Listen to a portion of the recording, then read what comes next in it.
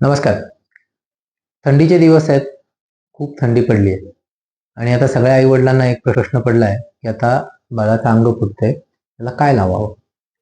खरं पाहिलं तर आपल्याकडं पूर्वी जे करत होते तसं आपल्या या हवेला खोबरेल तेलानं किंवा कोणत्याही तुमच्या नेहमी वापरातल्या तेलानं बाळाच्या अंगाला दिवसातून 1-2-3 वेळा मालिश जर केली, तर अंग फुटण्याचं प्रमाण कमी होतं. या हवेमध्ये आर्द्रता कमी असते.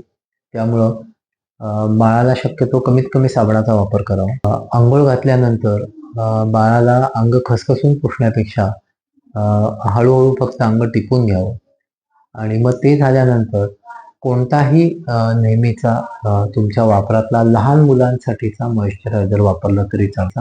पण आपण जर व्यवस्थित तेलानं मालिश केली, कमीत कमी साबणाचा वापर केला आणि हलक्या पद्धतीनं बाळाला पुसलं, तर अंग कोरडं पडण्याचा जो त्रास आहे, तो फारसा होणार नाही आणि आपल्या बाळाची चिडचिड नक्की कमी होईल. धन्यवाद.